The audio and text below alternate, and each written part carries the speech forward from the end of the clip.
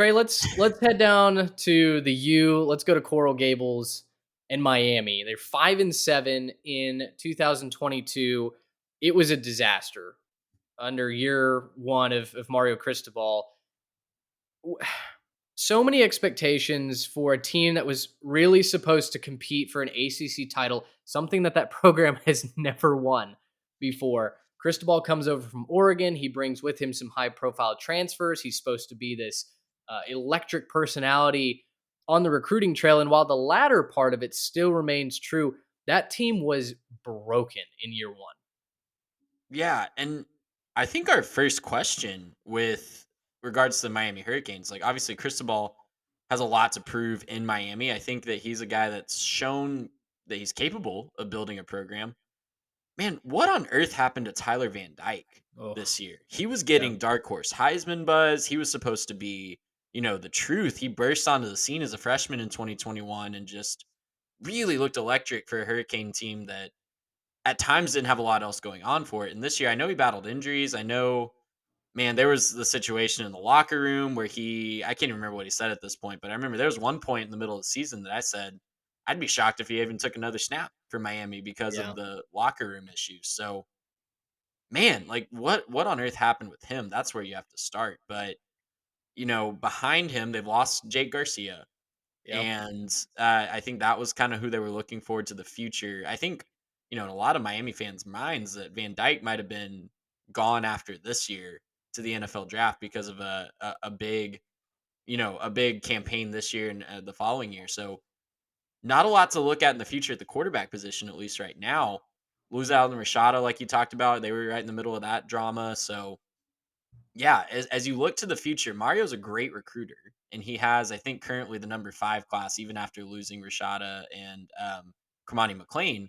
Hmm. But all that talent, that Miami's never had a talent problem, and I think that you can say that about a lot of programs that are kind of in this purgatory of um, good to average, but never great.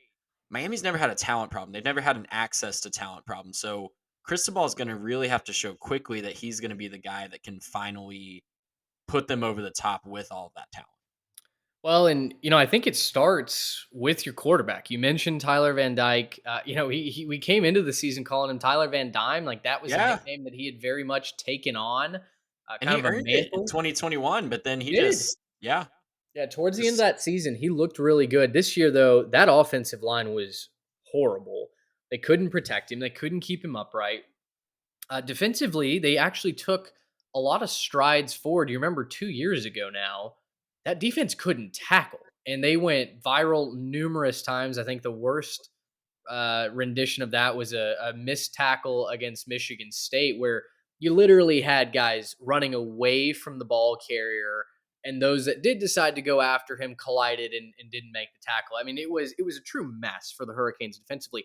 That actually took a nice step forward. I was getting ready as I was prepping for this show to once again talk about the defense and how they needed to improve, but as I looked over the stats, it was like, no, actually, it's the offense. When they played lesser competition, they could put up 40 points.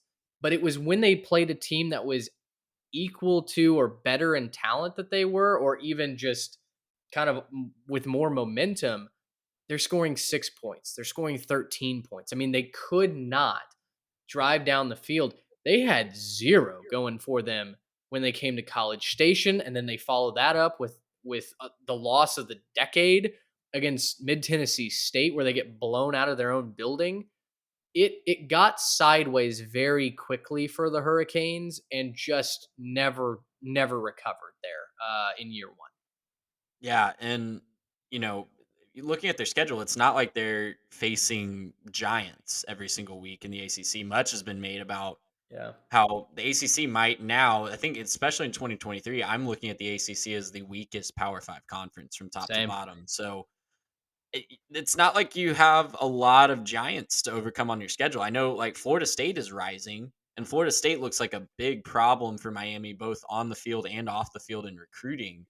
And like that game to me is one I have to circle on the calendar if I'm a Miami Hurricane fan, just from a program perspective standpoint. Knocking off Florida State this year would be Mhm. absolutely huge. Like, Mhm. and not enough can be said about that because I'm pulling up the list of the top prospects in Florida right now, Mitch. And yes, Miami got a ton of help from this recruiting class. Like, I think their top 5 players all addressed areas of need: offensive Sure. tackle, edge, linebacker. But you look at just what it could be. They got 2 of the top 15 and 3 of the top 20 players in Florida.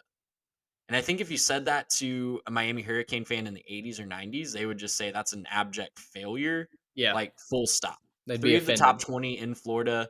You talk about it's not Florida and Florida State that are beating them right now.